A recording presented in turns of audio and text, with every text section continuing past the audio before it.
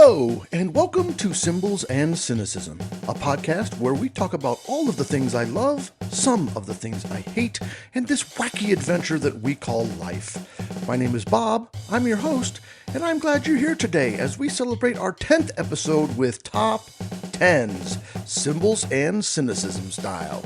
Let's get started.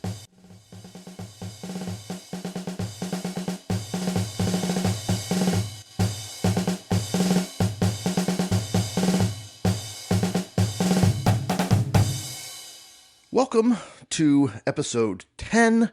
We're so glad you're here. We're so glad we are here, and we are celebrating our 10th episode with top 10s. But it wouldn't be Symbols and Cynicism if we didn't also add to that the bottom 2. So for each topic, a guest and I will give our top 5 of that category, because 5 plus 5 is 10. I did the math. Math worked again.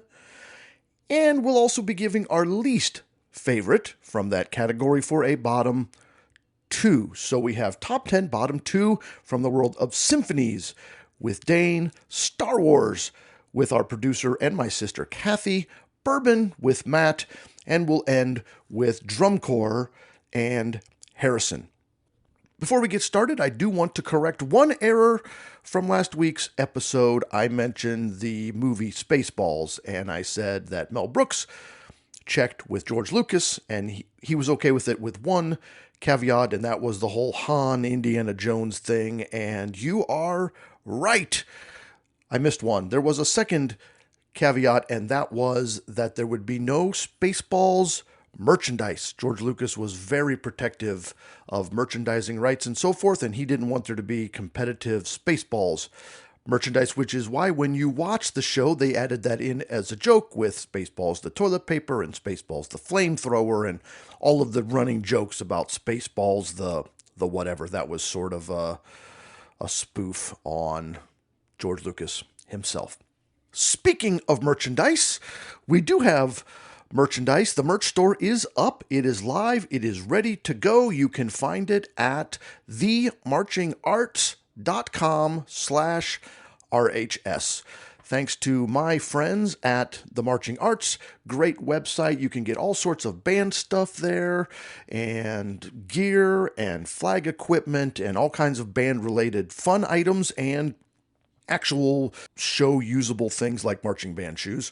And they were kind enough to add me to their list of individual merch stores. So that's themarchingarts.com/RHS. More items will be coming soon. A portion of your purchase does support this show financially. So not only is it merch for you, it is also financial support for us. There is a link to that store in the description in the show notes. We have some great conversations coming up. I hope you have as much fun listening to it as we had making it. Enjoy the show.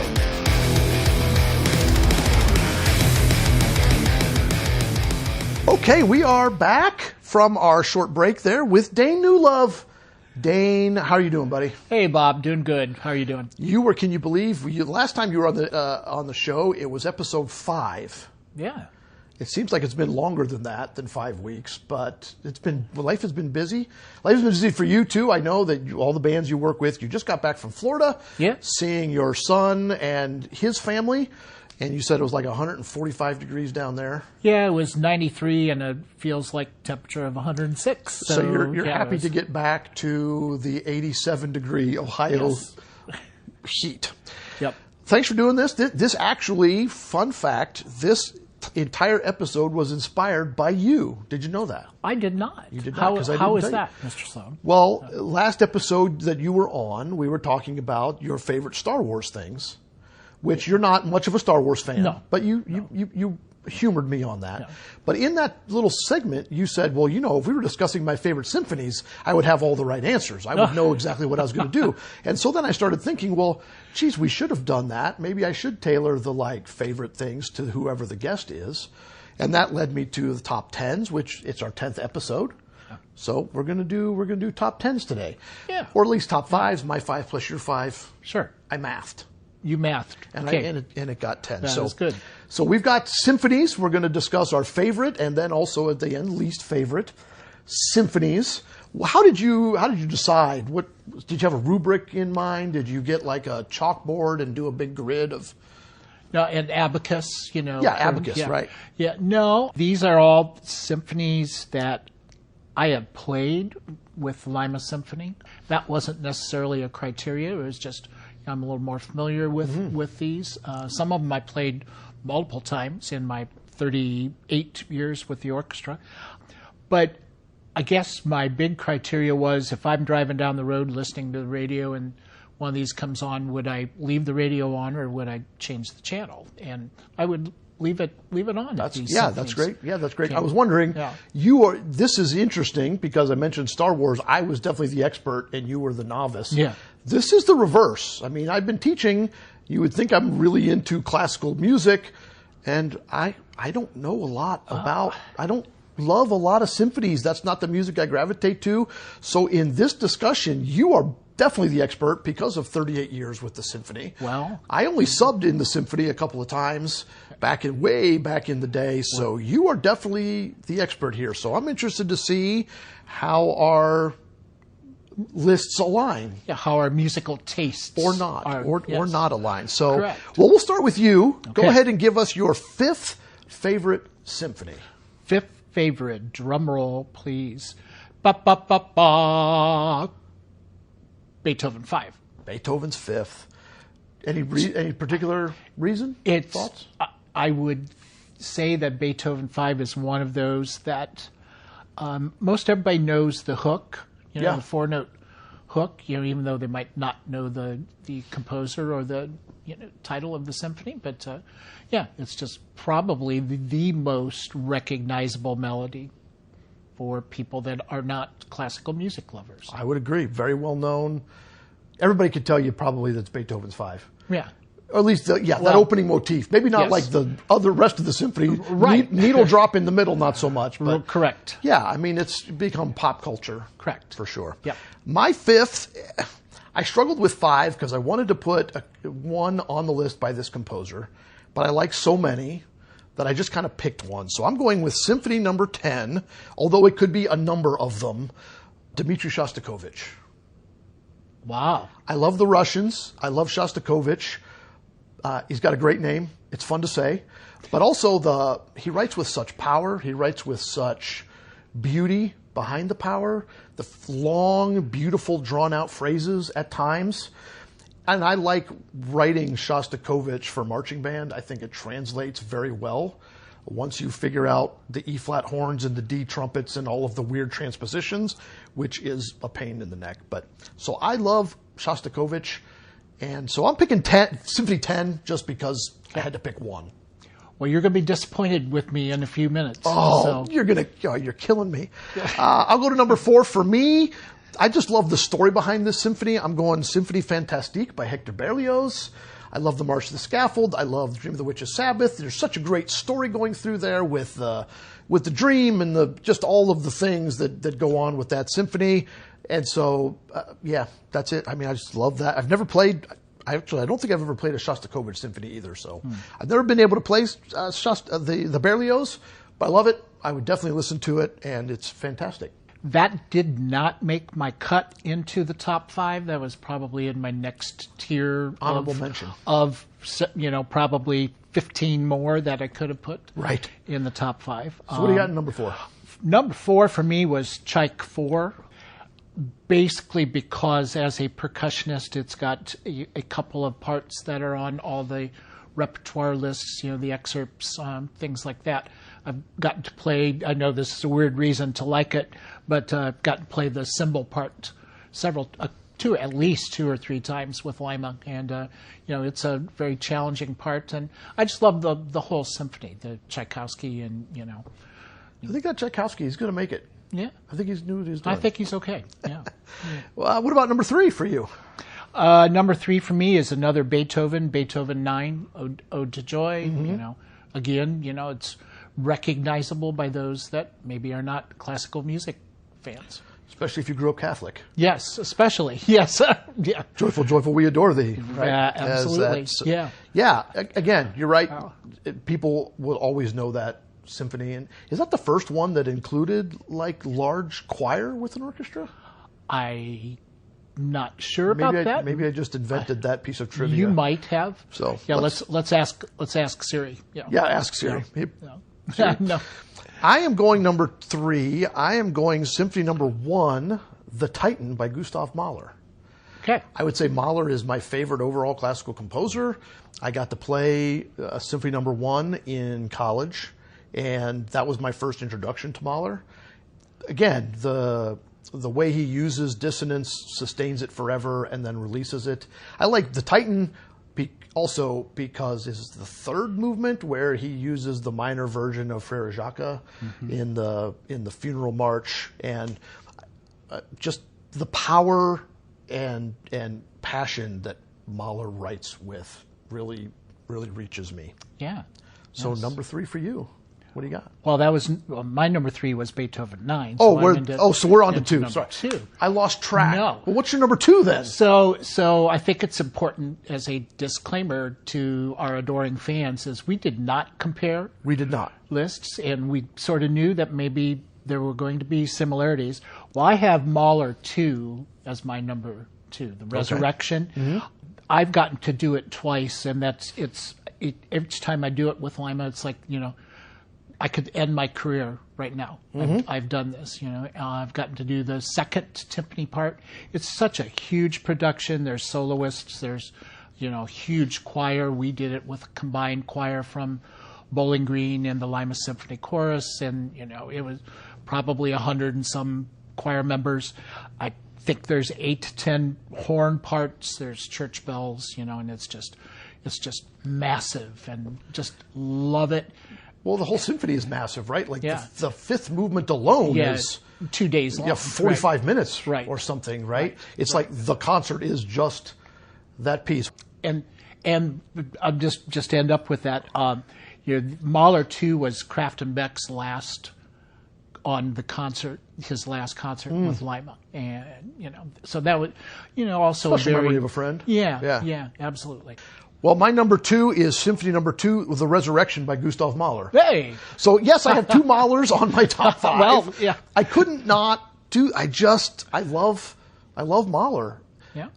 And you read about Mahler's life, there's a couple of great biographies out there that he lived such a tortured life, and that really comes through in his music, too. I think Mahler, too, from the opening phrase, just right straight through. It's all gas, no brakes. Oh, that's great analogy. It just goes. Yeah. I mean, yes, there are slow moments, for sure. It's not all fast. It's not what I mean. But it never lets up on the drama and the passion and the power. And I would add to that, even in the slower sections, it's the tension. Musical tension. Yeah. And Yeah. Okay, your number 1, Dane Newlove's top favorite symphony. Well, I'm going to be that hashtag get off my lawn guy for a second. Okay. You're allowed. We did not necessarily say these had to be string symphony. We did not. So there are some band symphonies. Absolutely. No, I didn't necessarily do that. I love Maslanka. Yeah, I'll go back to a traditional classical. Dvorak 9 Symphony for the New World. Again, it's got a famous, I think it's an English horn solo in one of the movements, the Going Home. Yep. That's a recognizable melody, and of course, New World. I know, being from St. Mary's, when the anniversary of Neil Armstrong's moonwalk, a few years ago, found out that Armstrong actually took a recording of this on his space flight to the moon, which I did not know before that time. So I didn't know that either. Yeah, Dvorak 9, and it's not necessarily that it's got a great percussion parts, but I get to sit back there and just listen and just take it all in, and it's fabulous. Well, it's funny you said we didn't decide on necessarily going strings. My number 1 is not an orchestral symphony. Uh-oh. My number 1 favorite symphony of all time is Symphony in B flat by Paul Hindemith. Oh. Which is a band symphony. Oh. It is the absolute thing. You could play it at my funeral. I love, especially the first movement, I love the first movement, and it's one of those moments for me where band music gets a bad rap for being cheesy and for being educational all the time. And for that, that's the people I think that sit at their high school band concert for their children and think, this isn't really classical music. But symphony in B flat is absolutely mature classical music, and there's so much mature classical band music out there that people miss because it's hard. Yeah. And there aren't as many pro-level bands as there are orchestras to play those things, unless you're seeing a top-flight university. Correct. Or the Marine Band or any of the top-flight service bands. You're not going to hear your local high school band play symphony in B flat. You're going to hear them play selections from Beethoven's Ninth. Yeah. Selections from, right? Or at any grade level. Or, too. yeah, right. I mean, Ode to Joy is in book one, right? Yep. So, yeah, my favorite symphony, I could listen to it all day, is Paul Hindemith, Symphony in B flat. Okay. Okay, your bottom, what do you, now, I said this in one of the other segments, not to disparage a composer, not to say that, of course, I'm sure your composer is probably deceased, but not to, we don't say that, but it's just not our favorite, something we don't care for. So what do you got? Okay. So I'm feeling cantankerous today. Are Robert. you? I am. Okay. Yes. So Cantanker me. So how can we really say that this is the one we don't like, because none of us have ever listened to every piece of music? That's true. Okay. That's true. But with that I've also said, not tried all the food in the world, but I have a least favorite food. That's true. Okay. Yeah. Okay. So a few minutes ago, I said you're going to be disappointed in me. I'm not a big fan of Shostakovich. I'm really, really not. And I could tell you, think we've probably played something in Lima, and I'm not basing everything on my experience there, but it's just a little easier that way. I don't know. It's bad to say I get bored after a while. It's not bad at all. Yeah. To each their own. Yeah. Some How's of it feel to be wrong? Well, I'm wrong so often. It's just the new normal. Oh, Karen. Yeah. Some of the contemporary ones it's like, I don't know. What will future generations think of that? And right. That I think that's a fair statement. So I don't want to disparage anyone. Well, I think on our list total, there's a lot that have already proven they'll stand the test of time. Yeah. Oh, the Beethoven's Symphonie Fantastique, absolutely. Mahler, et cetera, and others, yet to be seen. Yeah. Right? What will last as long as Taylor Swift? Yeah. Okay, my bottom. Now your bottom one. You didn't pick a Shostakovich. You just blanketed. You just blanketed all of Russian composers forever. Well, they're all bad. Okay, Shostakovich, I guess. Whatever. Okay. Your least favorite was my fifth favorite. Yeah. That's pretty tough. Yeah. My least favorite symphony. I'm sorry to disappoint you. No. Is Symphony Number 9 from the New World. Oh. By Dvorak. Oh. So your favorite is my least favorite. So you want to talk about disappointment? I am never welcome back in your house, I suppose. I'm changing the locks here. It's not that I don't recognize the brilliance or popularity of the work. I certainly do. It's unquestioned. I think for me, what does it is it has been used so much in drum corps, in marching band, in commercials and television. I mean, the going home theme especially, and the opening of whichever movement that is, that sounds a lot like Jaws. Like the themes from this symphony are so used. I have been asked by clients to arrange them so many times that I've got like a list of 4 or 5 things that just, if you ask me to arrange it, I will, because you're the client and I work for you. But I cringe when you ask me to write certain things. And I won't say those because then nobody would, I guess I am saying, right. Dvorak. So it's not that I don't like the symphony. It's not, or recognize its brilliance. Certainly. It's just, for me, it's too much is enough. Yeah. And so that's why I'm putting That's really interesting. And I had this written down with the Dvorak. I actually arranged going home for a steel drum ensemble. Started out with a chorale and then went into a little drums, samba brass choir. I mean, everything, yeah. because it's so recognizable, Yeah. because it's so accessible. Yeah. It's the going home. It is a beautiful melody. There's no question there. Yeah. And it's a great way to teach dotted quarter notes. It's a great way to teach. Yeah, 3/8 notes, right? Is it 3/8 notes or 3 beats? Dotted quarter notes, 3 beats, Yeah. right? Well, sure.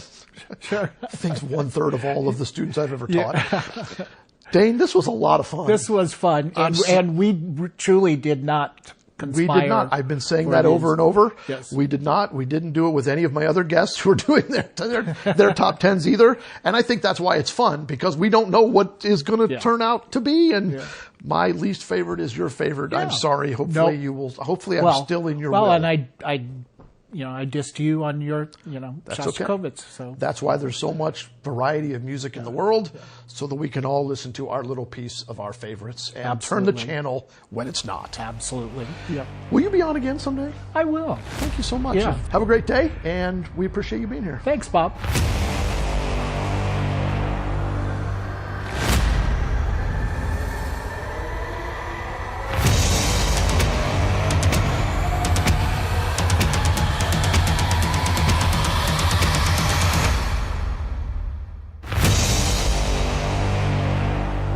Okay, let's discuss some Star Wars top 10s. It's our next category as we go through this 10th episode. To discuss Star Wars with us, we have a guest online, by phone recording. My sister, Cathy. She is my younger sister, we should say that. She's also the producer of the show as we got this podcast going off the ground. She had a lot of ideas and shot down a lot of my ideas to make them better ideas. So welcome to the show, my sister Cathy. How are you doing today? I'm good. Thanks for having me. I ask this every time I have a guest on and we discuss Star Wars. I ask the same question, so you've heard it before. Hopefully you're ready for it. On a scale of 1 to 10, 1 being you aren't sure who Luke's father is, and 10 being you know that Luke has an evil clone, how big of a Star Wars fan are you? So I've got to be like an 8, but I feel like you probably could gauge where I am on that spectrum better than I can. I know that there is a clone, but only because you've told me that. Yeah, if I've read the books, I feel like I've got to be something like an 8 or 9. Of all of my guests so far, I think you're the only one that's read any of the novels. So I would say you're up there. I'm up You're there. up there. You didn't read the one where Luke has a clone yet, though, I don't think. But Correct. and we are committed together very soon to read through the entire High Republic novel series. You're still up for that? We're going to start that pretty soon. Yeah, it's like 20 books or something, 25 books or something, right? So 20, I think it's 27. Well, you ready to get into the top 10 here? yeah, man, I think you're gonna hate me forever after I give you my list, but I'm willing. It'll be just like when we were little. Exactly. Start with your number 5. Now there's a disclaimer again. Sorry to stop you there. No, that's fine. We are only discussing movies, and we're only discussing the live action movies. There was an animated Clone Wars movie. We did not include that because that was not a theatrical production. That was for TV. What's your number 5? Phantom Menace. Yeah. So episode 1, and there's a lot that is problematic in episode 1. So that's sort of my disclaimer to what I'm about to say. But I think that there's a lot of the interest in this story, the kind of dark and light side of Palpatine and him becoming Chancellor, and just lots of that tension. I also really, really enjoy the scenery, the underwater city, the shield bubble they create. Like, I think it's just it struck me as especially beautiful coming after the original older movies. So yeah, number 5. All right, I think that's a strong pick. My number 5, my rubric here for selecting these is kind of a combination. One, it's just what I think is the best storytelling in Star Wars. Mm-hmm. I think that's an element of it for me. What I enjoy the most, and then also some of these movies just mean something to me. So like it's like a heart pick in some cases. And number 5 for me is a heart pick. I'm going episode 7, Force Awakens. Couple of reasons. One, there was a 10-year wait in Star Wars movies between Revenge of the Sith and The Force Awakens. And that was a long wait. I was an adult by then. And so that was a long wait. It seemed like, are we ever going to get a Star Wars again? It has a bunch of great new characters. I love Rey and Finn. I'm kind of lukewarm on Poe, but whatever. Kylo Ren is really, I think that's his best movie, from a Kylo Ren standpoint of the 3. But from a heartfelt standpoint, that was the first theatrical experience for Harrison seeing a Star Wars. I'll go to number 4 for me. I'm going to prequel trilogy, and I'm going episode 3, Revenge of the Sith. I think this is, the prequel trilogy gets a bad rap, I think, sometimes, and this is a better movie than I think most people give it credit for. It has some great I typed great ballets, but what I meant to type was battles. Okay. It has almost no ballets. It does have the one weird ballet sort of thing, but whatever. It's got some great battle sequences. There's also some really cool politics in here. I love when they show Padme in the Senate and she says, just like, so this is how liberty dies, with thunderous applause. I just think that's just, look, the prequel movies are not known for fantastic dialogue, but I think that's a great line. Like, that line kind of gives me chills, because look at the history of the world. Sometimes liberty does die with thunderous applause, right? World War II, Germany, like, people were cheering. And so it also is, I remember seeing this in the theater, and Darth Vader's first breath might be the coolest moment I've ever heard or seen in a theater. The music just stops and you hear his first, breath as Vader, which is just super cool. What's your number 4? Well, my number 4, I'm going new with this one. Episode 7, Force Awakens. There's a lot that I love about that movie. I love the fast-paced action, kind of the drama interest of things. I have a soft spot for Han, so episode 7 is a big deal. I enjoy Han, but I enjoy the amount of humor in this movie. We've kind of gone past the Han is the only person that can be snarky in Star Wars. And so 8 minutes in, there's this line that is, who's going to talk first? You going to talk? Am I going to talk? That, like, is this snarky aspect that you just sort of realize, like, there's all this tension building and then this comedic break. And I sort of love that. That is my number 4 pick, is The Force Awakens. Number 3, go ahead. Go for it. My number 3 is Rogue One. I loved that movie. I loved their ability to make old connect with new in that movie. And for me, that's a big piece of Star Wars. Like, you cannot ignore the old stuff that we recognize when you bring it up. I love the line that rebellions are built on hope, because I think that is so key to so many of these episodes. They all kind of try to end with some hopeful thing, but they kind of name it in this, like, really, we're just hoping for this best thing. Yeah, rebellions are built on hope is a great thing. Yeah, that's my number 3. Yeah, no, great movie. My number 3 is A New Hope. Okay. Look, it has a lot of problems because of, budget and production, and it was the 1970s, etc. And that's documented in an earlier podcast where I say there's a lot of problems with A New Hope. But look, without A New Hope, we don't have any of this other stuff. And how can you not put it in your top 5 when it is literally, it's not literally chapter 1, I guess it's chapter 4, but it's the first chapter any of us ever read. And it's the first chapter George Lucas really created. I'll go to number 2. My number 2 is Rogue One. Freaking love that movie. It's absolutely amazing for all of the reasons that you said. And I will also add on that, and I think this is true of, like, also the Obi-Wan Kenobi series, but how did they make a movie that is so intriguing where I know exactly what the end is?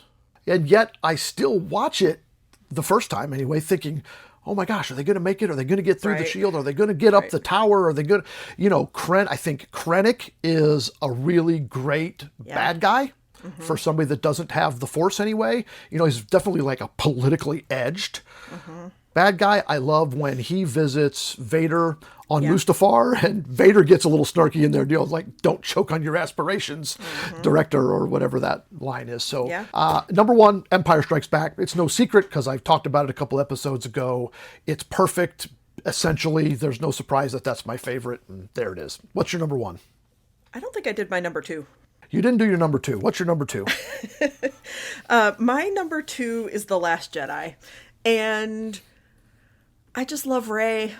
I love Rey so much. And I love just the tension between her and Kylo. I love how they can connect. The continued role of R2, and maybe my favorite scene in that movie is when I talked before about how much I love the hope that all of these bring, and Luke is like out of effort and care and doesn't want to be any part of it, and R2 shows him the original Leia video or like hologram of Leia pleading Obi-Wan, for help, and that just sort of struck me. Like, R2, of all things, this droid, which in our world we consider droids like they're just computers, right? They don't have feelings. Like, even as we have all the AI discussions in the world, like, computers can't be humanistic, and R2 is like the only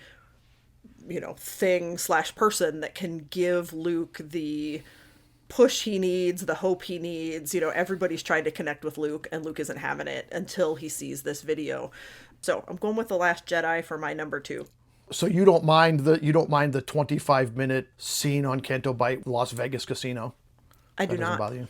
I don't mind. You don't mind that on like the salt planet, sometimes there's salt under their feet and sometimes they're not? I don't mind.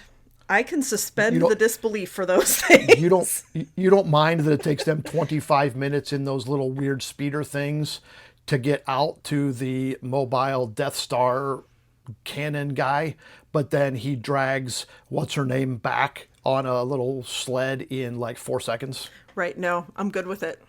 All right, then we are just going to ignore all sense of cinematography and move on to your number one, hoping it is a better decision. Right. It is not, and this is where you're going to hate me. I am going with... I already hate you. I told you were going to, man. I am going with Return of the Jedi. And that means... So The Empire Strikes Back is not even on your list. That means that Empire is not on my list. Which is where I know that you are going to... Tell me why you're wrong. Wish Go ahead, that Return of the Jedi. I could be disowned. Return of the Jedi is your favorite. Continue on. I can be disowned from the family now. So there is a sentimental piece to this for me. I am 4 years younger than you. The Return of the Jedi was my first Star Wars movie. And so this is the one for me that feels sentimentally the oldest for me. This one goes the furthest back in my memory.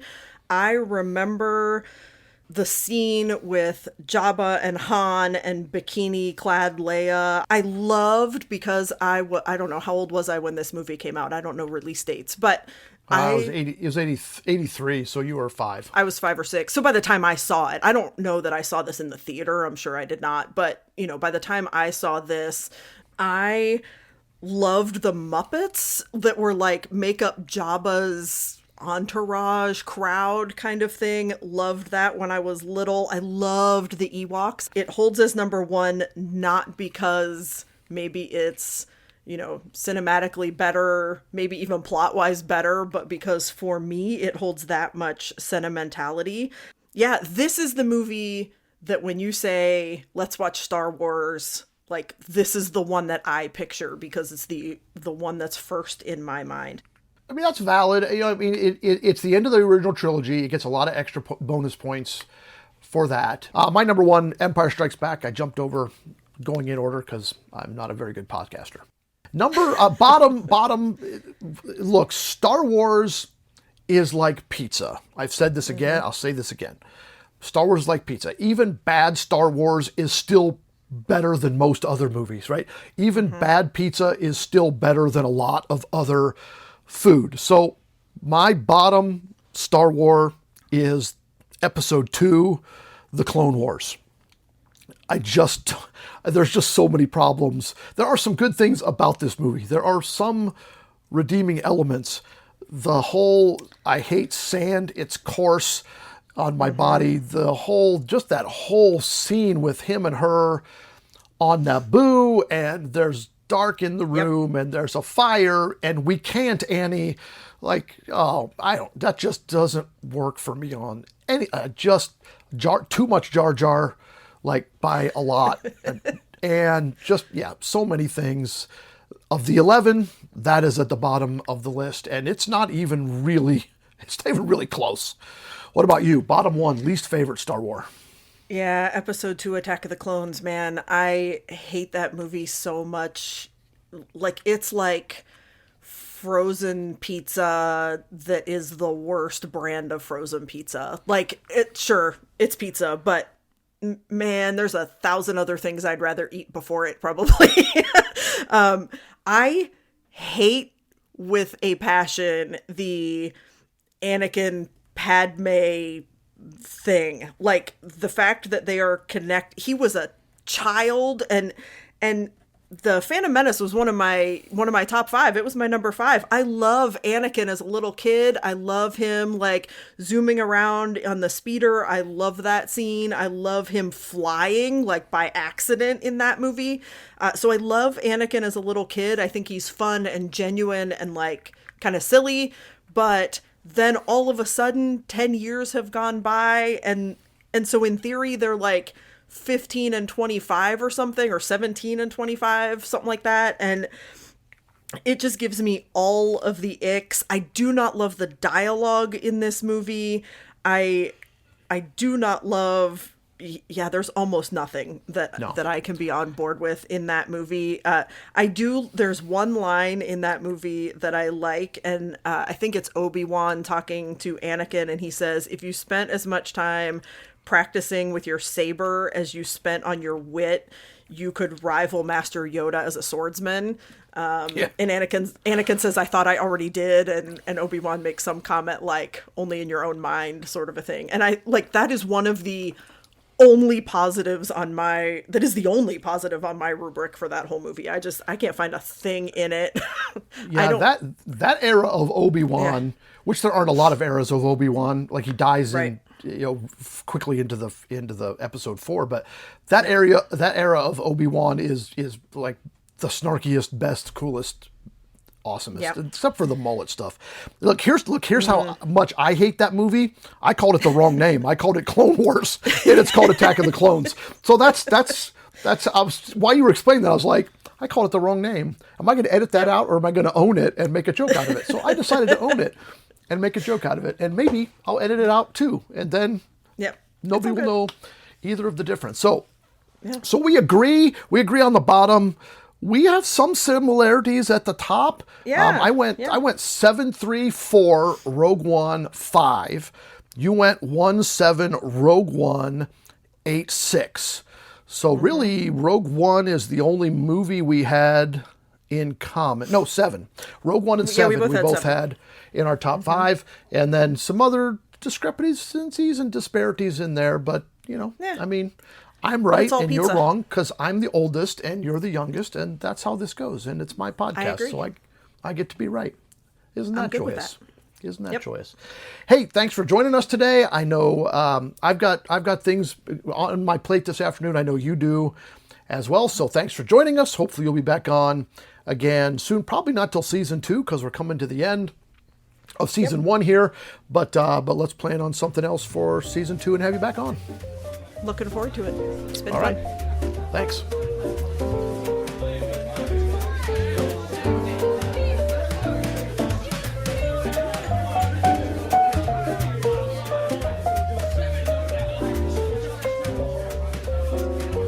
All right, welcome back. It is our 10th episode, and we're doing top 10s, of course. Matt is with us, something neat with Matt. So we'll do our top 10 bourbons. But first, as always, happy birthday, Matt. Thank you. Glad to be here. How was your week? It was all right. The weather. It was good. I'm whelmed. I'm not overwhelmed. You're whelmed. I'm a little stitious, but I'm not superstitious. The weather here it's been hot. Been outside quite a bit. It's just kind of like, I'm ready. I love summer. I'm ready for some fall. I'm ready for some 68 and 72s. The 84s, I'm done. I'm good. We can move on now. I like fall, a little fall. I'm weird. I love winter. You do. I love know. winter. Well, you're a weather guy. You've been involved with the EMA and CERT, and you are a weather nerd, so to speak. And so, you love any time it's going to like be awful weather. Yeah, disasters are my kind of thing. Disasters are your thing. So we're going to do top 10 bourbons today. Your 5, my 5. We'll go 5 to 1. We'll alternate. And I'll let you go first here in a second. And then we'll do the bottom 1. So our least favorite. So it's like top 10, bottom 2. So number 5, your number 5 favorite bourbon. First of all, coming up with these 5 was pretty tough. And so right now at number 5, I have Elijah Craig Barrel Proof. The flavor profile for me when I try it is it's kind of a dark fruit, vanilla, molasses. Obviously, with it being barrel proof, it's a little bit spicier. Yeah, I mean, a little stronger. it's got some kick to it. Wouldn't necessarily recommend this for beginners. If you're just starting out, don't go grab barrel proof because you're going to spit it out and you're going to be upset that you spent $70 on a bottle that you might not drink. Yes.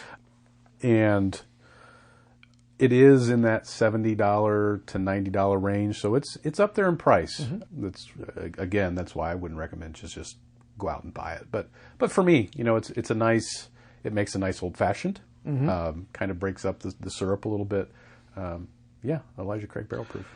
It should be said before we go on, this is not a top 5 forever. I learned as I became more of a bourbon drinker, my favorites change about every 6 to 8 months or a year. So this is our top 5 for today, September 2025. My 5th is Blanton's.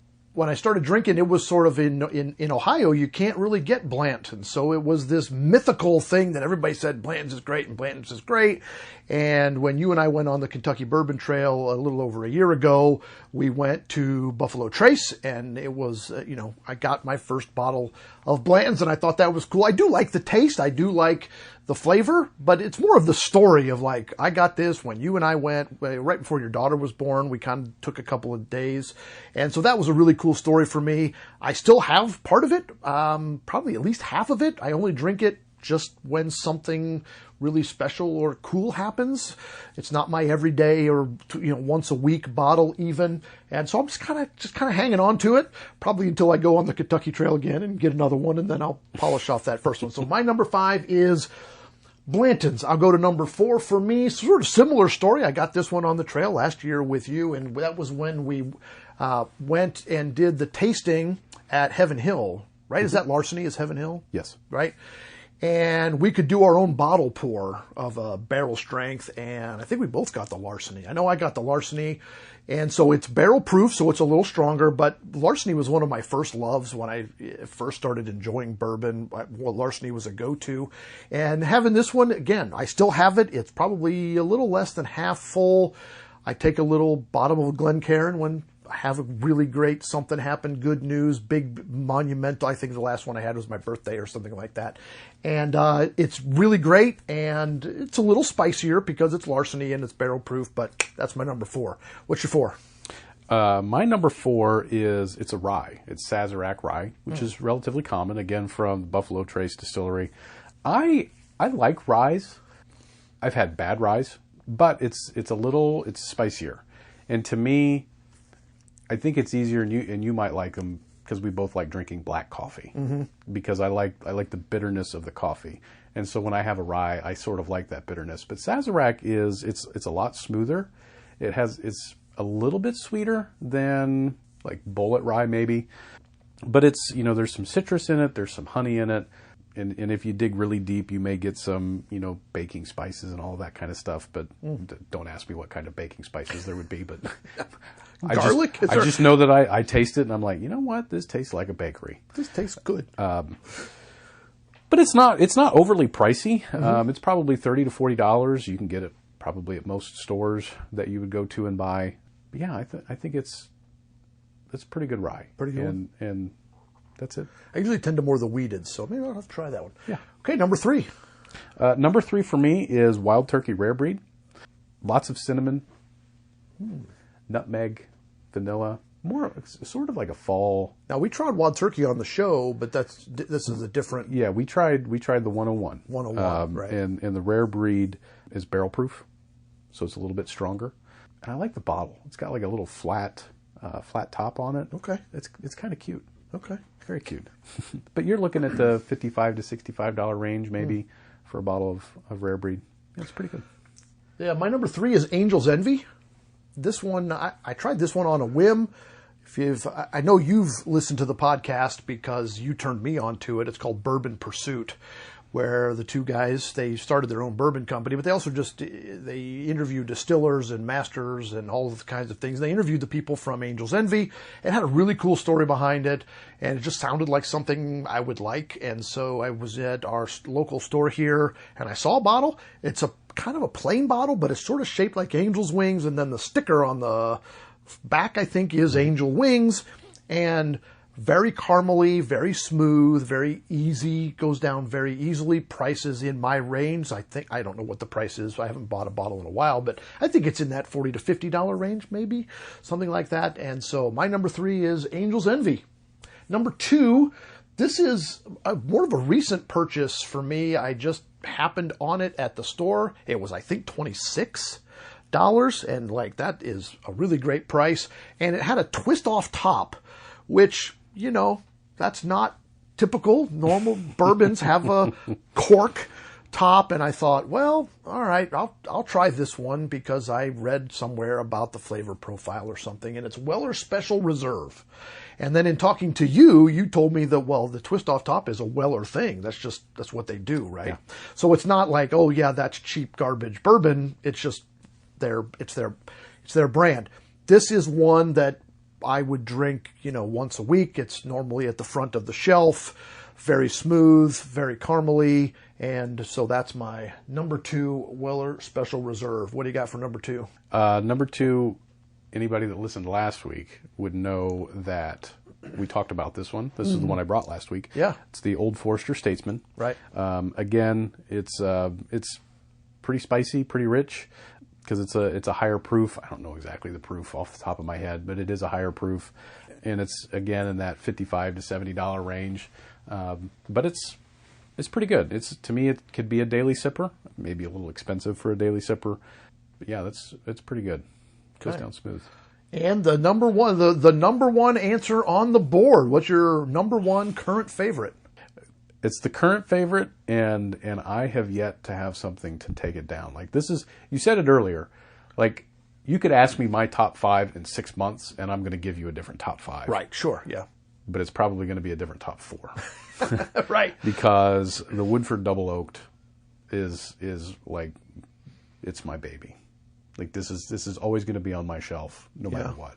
It's just, to me, it's like drinking maple syrup. Like, it's like you go to Cracker Barrel and you get pancakes and they bring out that little warm bottle of maple syrup. Yeah. Like, that to me is the Double Oaked. Well, this is my number 1 also, so we match on the top 1. We didn't coordinate any of this, but I'm a fan of this because you turned me on to this. We went on the Woodford tour and they sample all of them, and I have had Woodford, just the straight whiskey before, and liked it. And then you said, wait till you try the Double Oaked. And that just means they age it in one barrel, new oak barrel. They take it out, put it in a second one, and age it again. So it's not that complicated. It's just literally double oaked. Yes. And so that gives it more of a woody flavor, more of a mapley flavor. It's got more of the wood flavoring in it. And I really liked on that tour when they did this tasting, they gave a butterscotch chip. Yes. Right? And when I do it, we don't usually have butterscotch chips. We a lot of times have Reese Pieces, and so that's very similar flavor there. And I a lot of times will have a couple of Reese Pieces while I do it, and it really just lights up the caramely flavors in there. So we match on the top, and I'm with you. I don't see anything, but you never know, right? That's going to be my top for a while. We're also doing bottom one. So or bottom two, I guess, when we add them together. So what's your bottom one? What's the least favorite bourbon you've ever tried is, no offense? So I bought this bottle, and it's also the bottom one because I spent $90 on it. Oh. Because I read some reviews, and I thought, well, this is great. I'm going to try this. And this was sort of early on in my bourbon adventure, so I didn't know what I didn't know. And got it at Meijer. It's Blue Run. It has a little cute butterfly on the bottle. Like, the bottle is beautiful. Yeah. And I brought it home, and I took a sip of it, and I thought, okay, I'm really upset. And I think I'd have to go back and look, but I think there was a backstory of it, of like, this was like two brothers or siblings or whoever that during COVID, they started making bourbon. And this is their story for, in their bathtub. Yeah, I don't know. There was some sentimental story. Like, okay. when I read it, I was like, oh, okay, well, this is kind of cool. Yeah. And then I tried it, and I was like, okay, this is no longer cool. It just... now that you describe, I think I might have to change my bottom one. Now that you describe Blue Run, I'm remembering a couple of years ago we did a cruise as a family vacation, and they have like wine tastings and bourbon tastings and things on the cruise. I did sign up for the bourbon tasting, and that was one of them that we tried, and I couldn't swallow. I mean, it is so strong, powerful. It's just like, yeah, disgusting. It would go well with Coke. That would be one that of Coke that I would mix with Coke. A lot of Coke. Yes. Coke. I'll stick with my bottom one because it's what I decided, and it's one again like you. I actually bought this by mistake. Not that somebody snuck it into my cart and I bought it, but I was listening to the Bourbon Pursuit podcast. They were talking about this distiller Heaven Hill and all of the great products that they make at Heaven Hill, and so I was at the store and I saw a bourbon, and in my mind, the title of the name on the bourbon was Heaven's Door, and I thought, oh, that's what they were talking about on the podcast, and it was like $35, nice price for a bottle of bourbon, so I got it. I was like, oh, it's kind of a cool sticker on the front too. This is really great, and got it home, and that night it's like lacquer thinner. I just thought it was absolutely disgusting. This was probably 2 or 3 years ago. There's still half a bottle in my cabinet. If you want it, please take it. It's fine. It probably would be good also with Coke. And afterwards, I was kind of looking at the label like, this is not Heaven. Oh, it's Heaven Hill, Heaven's Door. Those are two totally different things. And then I noticed, not that there are no great distillers outside of the state of Kentucky. There are. But this was made in Memphis, Tennessee. And it's like, oh, okay, this is probably in somebody's bathtub or something like that. So that's our bottom. That's our bottom two: Blue Sky and Heaven's Door. I wonder if you and I could make our own bourbon and we mix Blue Run and Heaven's Door. We could do a blend. And we could do an RHS music blend. And it would be disgusting. I'm not putting my name on that. You put your name on that. I don't want any part of that. Okay, I'm going to throw you a curveball. I didn't tell you we were going to do this. What is the one bourbon you've never tried that you would love to? Ooh, okay. Top 20. No, you only get one. You only get one. I'm glad you brought this up. So there is, now I got to remember the story off the top of my head. The synopsis is one of the rick houses that they had stored E.H. Taylor in, I think this was back in the 90s, was hit by a tornado. And they were still able to save 40 barrels of the bourbon that was aging in that rick house at the time. And so now they have the E.H. Taylor tornado surviving bourbon in a bottle. Now, whether or not it's good, I don't know. But I like bourbon. It goes along with your disaster thing. Yes, you love tornadoes and disasters, and you love bourbon. We should drive down to Kentucky and get you a bottle. They're probably only $600 a bottle or something. That's the down payment for the loan to buy one. Have they produced it yet, or is it still aging though? No, it's produced. It's bottled. Is it bottled? Okay. The last I looked, I think you could find a bottle for like $8,000. So if you want Matt to have a bottle, please PayPal PayPal the link on the description in the bottom and mark it Bourbon for Matt. Yeah, and we'll see if we can get a bottle of Tornado Bourbon for Matt. For my birthday. For your birthday, Yes. which is every day except one is Matt's birthday. Matt, thanks for being here and celebrating our 10th episode. It's been a lot of fun to talk about your tops, my tops, and our worst, and just it's always good to talk about bourbon. It is always good to talk Drive about safely, drink responsibly, and obey all laws in your state, community, or municipality. Please. Have a good day, Matt. You too.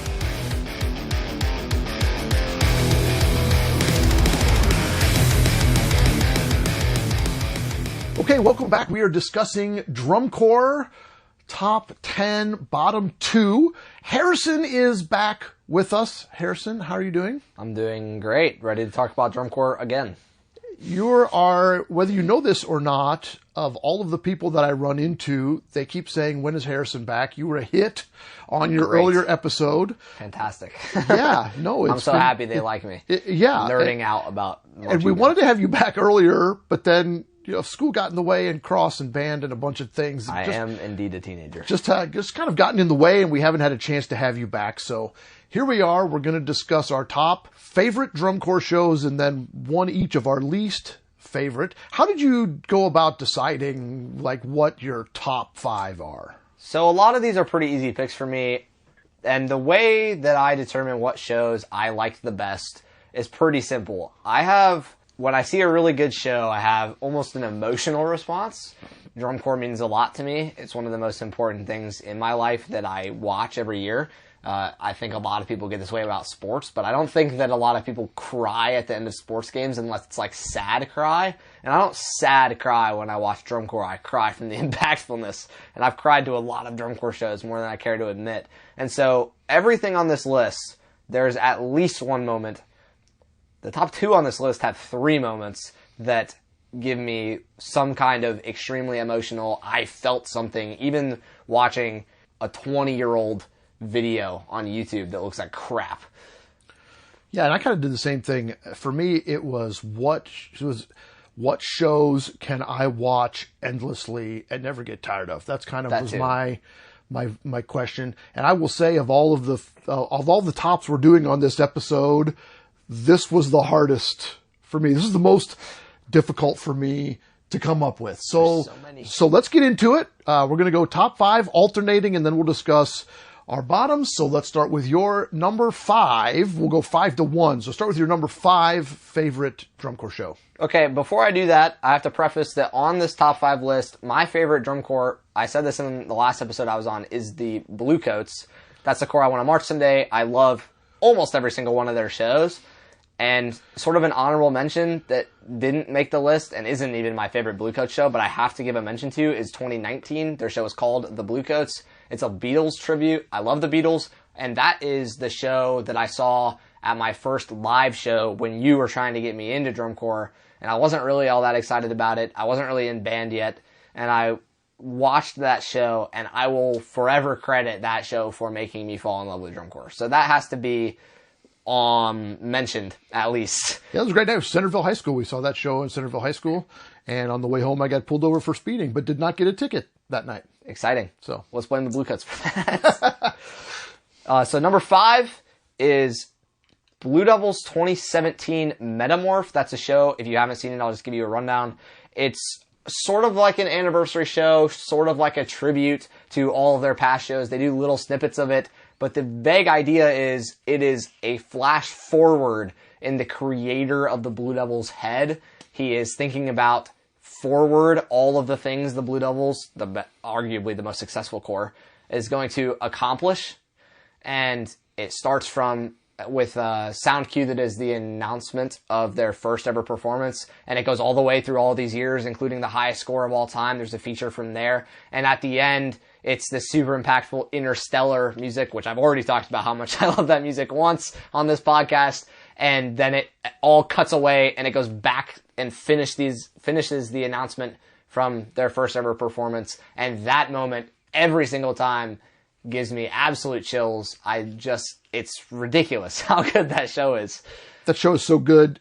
It did not make my list, but like it's one of those ones like, It gets you. and I think we said this before when we were talking about favorites. Like if you ask me a top 5, there's probably 105 favorites on my top 5 over time, but we got to pick 5. So that's a good number 5 for you. My number 5 is going to be from 2003, Phantom Regiment. It's Harmonic Journey. That show is just everything. It's got the great drum parts. And I've often said, that show, like it has all the right rim shots in all the perfectly unexpected moments. I love the ballad. I love the craziness. The opener, the cannon to open. Oh, yeah. Is still a legendary moment in Phantom history. I love when the wedge hits at the end and the last big chorale hits. Awesome. It's just all awesome. It's all of the feels for me. And like I said, I think I could watch that show again and again and again and never get tired of it. So that's my number 5. Number 4, I'm going to go back a little further. And you mentioned, Blue Coats being your first, the Blue Coats by the Blue Coats being your first love that got you into drum corps. Absolutely. And I'm going to go with number 4 is mine. It's from 1992, Blue Devils, Big Bad and Blue. That was the first time I saw a live drum corps show. It was in Canton. You are an old man. I am a very old man. And I didn't know much about drum corps at the time. And I went to that show. I think it was the August, brass, whatever that one is, right before finals. And, they had the big dice all over the field, and the closers, When a Man Loves a Woman. There's Harry Connick Jr. in that show. I mean, just banger. That's another one of those shows that is just, that was the reason I went out and bought that Harry Connick Jr. CD, because the Blue Devils played that, had a chart from there in their opener. So that's my number 4. What's your number 4? My number 4 is interesting because it's a Carolina Crown show, and all of my favorite Carolina Crown shows compete for this same spot equally because I like them all a lot, and which one I like more depends on the day. And the one that I ended up putting on this list today is E = MC squared, which is Carolina Crown 2013. That's their first ever championship, their only championship still, although I do believe they were snubbed in 2015.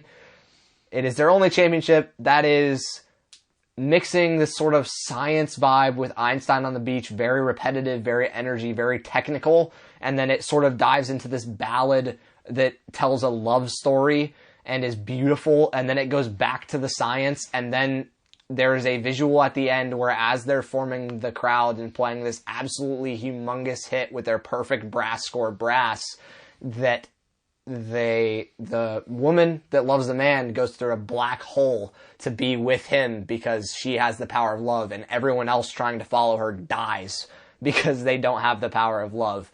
And the announcer just says, everything in this world must have an ending except my love for you, as they form the crown. And that crap gets me going. I love it. So cheesy. Except my love. It's awesome. For you. It's It is amazing. Awesome. I saw that show live. Your mom and I went to finals that year. So jealous. And Matt, what I should have been doing instead of being 5. Matt actually got us tickets to that show. Bourbon Matt, Something Neat with Matt got us those tickets. Yeah, no, fantastic show. Let's go on to your number 3.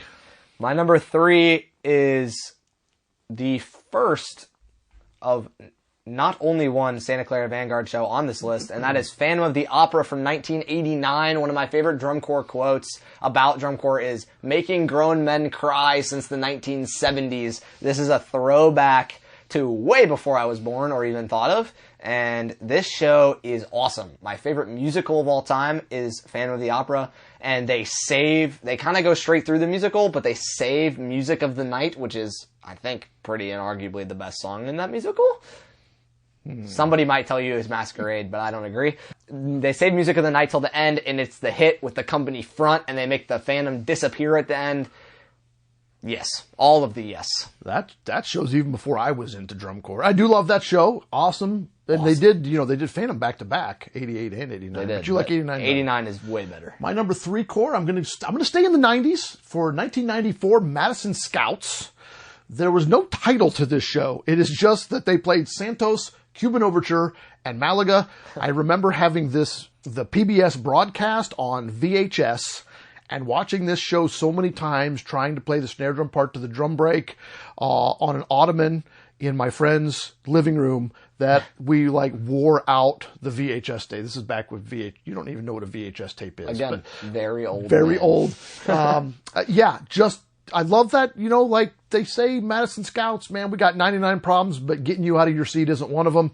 And I'm going to go number 3 is 94 Madison Scouts. My number 2 show is, I'm going Blue Coats, more modern era. I think it was one of the Blue Coats shows that absolutely changed drum corps. I'm going with Tilt from 2014.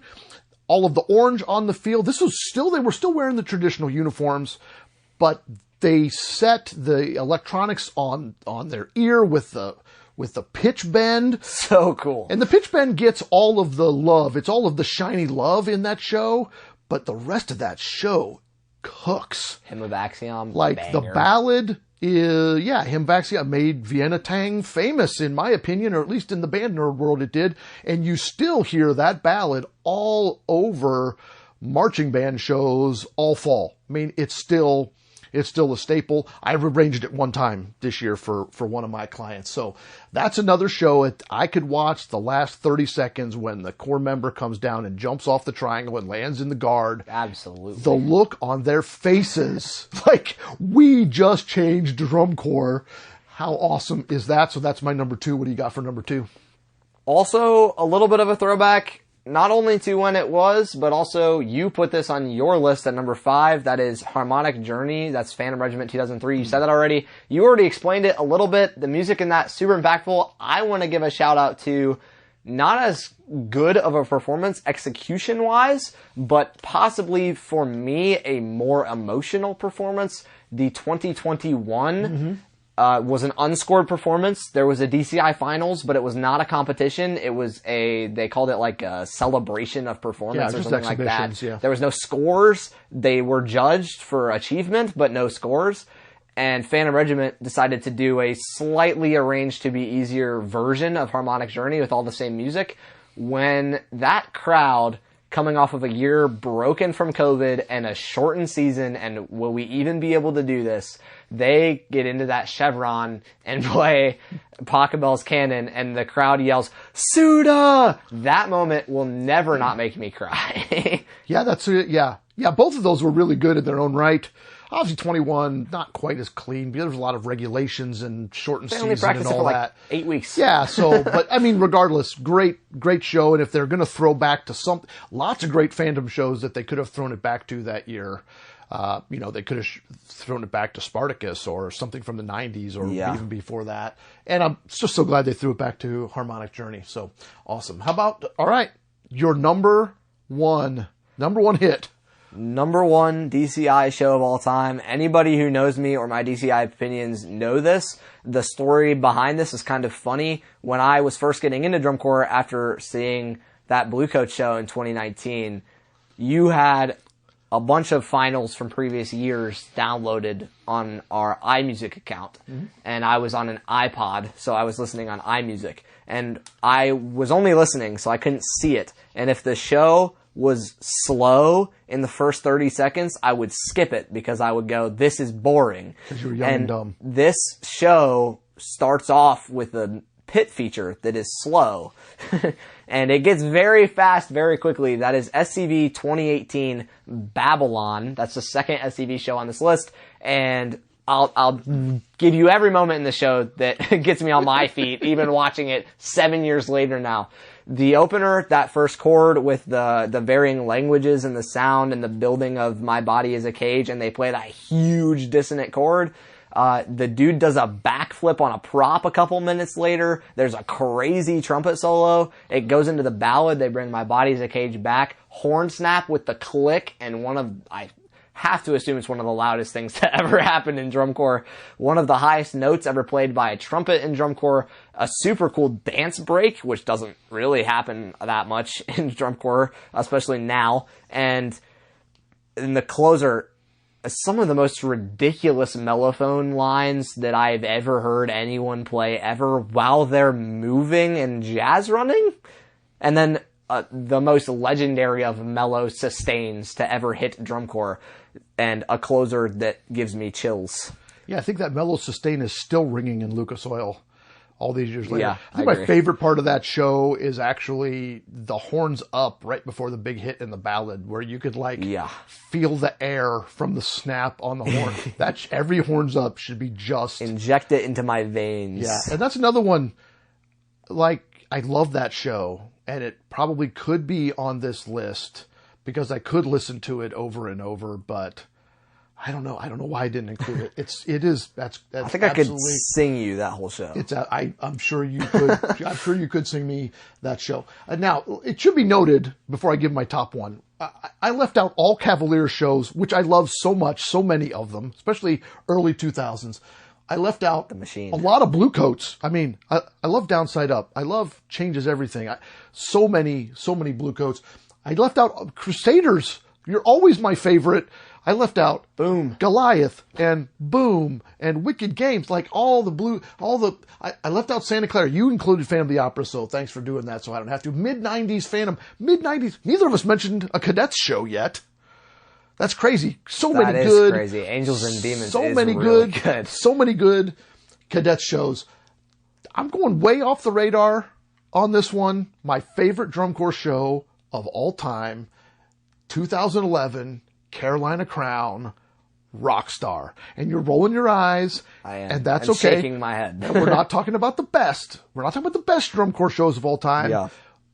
I love that show. I love that it's really cool. It's a amalgam of classical and rock and roll, which drum corps don't do that often. But again, going back to, I could watch this again and again. And why could I watch this again and again? When I watch that show, there's only one other show I can think of where I actually believe that the drum corps performers think they're rock stars. Like, they are buying in. They're selling it. It's the energy. It's at the end when he's smashing the guitar on the ground. It's the guard performers with like leather and just all of the love in that show. They sell it. They sell it to me, and I feel the energy. You mentioned energy, and all the tunes are really super cool. And it's all of the, so much of it is the obvious stuff, the Bohemian Rhapsody hit, and We Will Rock You, and Painted Black, whatever. But still, my favorite. I would say the other thing, when the other show where I actually think I don't know the year, but when Crossman did Valkyrie, I actually believe that those performers thought they were like Norse gods. 2019. Like they actually thought they were it's Vikings either 18 or 19 or something. So that's another one. So Carolina Crown, Rockstar, that's my top one. This is fun too. Let's talk about bottom least favorite. Let's do it. This was easy for me. This was not hard. Disclaimer, major disclaimer. We don't want to disparage the performers. Oh, all performers are amazing. Or the designers, or how hard they worked. Absolutely not. Or this is not to be super negative about a show, but we have they have those kind of shows that we just don't care for. Or in mine, like, I actually think they did harm to, like my least favorite is from 2019. It's the Cadets. Behold is the title of this show. And the music didn't hit and work for me. I think the design was poor. They had that sort of queen female figure at the beginning that they sort of stripped her crown. I'm not sure what, like, the message was really weird. Like, Very what is, vague and like, what is the message we're sending? I don't want to say I was offended by that show, but nothing about that show. I would like to hear a member from that corps explain to me what they were buying into, because I think that it's probably not what we think it is, but it feels like it. Well, this week when I was going through researching this, I did read some Reddit posts from around that time. Okay. And some of them were people claiming to be corps members. Of course, we have no verification that they were corps members. Reddit's not great at sources. But some of those claiming to be cadets at the time in that show say that they weren't even sure what the show was about, that there was just very poor communication and design. That's not helpful. And all of those sorts of communication breakdowns. So that is one of my least favorite shows. I'm going Cadets 2019, Behold. Mine was easy when you told me we had to pick a least favorite. And again, this show won, so I can't give this enough, not disparaging the performers. The quality of performance is very impressive. However, it is Blue Devils, which is fun because I put them in my top 5 also, but they're also my least favorite, is Blue Devils 2019 Ghostlight. So all season, this was competing with my honorable mention, as you might call it, Bluecoats, with their show entitled The Bluecoats, which was that Beatles tribute that got me into drum corps. And the Bluecoats show was winning every competition. They were undefeated until Allentown, which is a pretty big turning point in lots of seasons. And they were beat by less than 0.2 points by the Blue Devils. And then they went back and forth all the way until finals, and the Blue Devils beat them at finals. To me, I think the Blue Devils show was very impressive that year. I do not think it deserved the win over the Bluecoats show. I don't think it gave the crowd the same effect. I think that the musical hits are impressively executed, but not interesting. I don't think there's really any musical build-up to them. I don't think...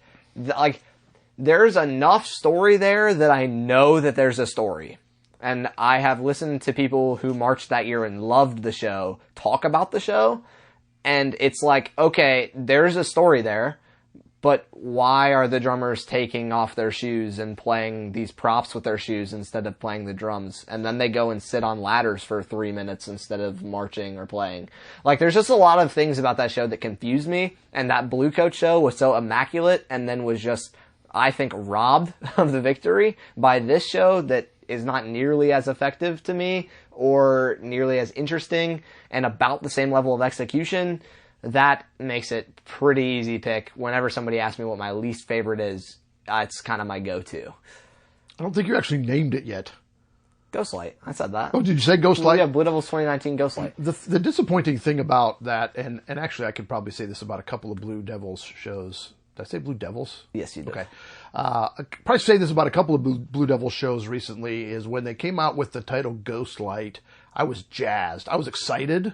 Even the musical selection. Because cool. the idea of the Ghostlight goes back a long, long way. It's, it's from theater, it's theater lore, where you leave the single lamp on the theater stage to keep away the ghosts of the performers. Happens a Phantom of the Opera. You kind of go through this whole, it's like, it goes back to candles. It wasn't even an electric ghost light. Of course, the real reason for the ghost light is to shed light on the stage when it's dark, so if somebody comes in, they don't fall in the pit or trip over a prop and break their neck. Yeah.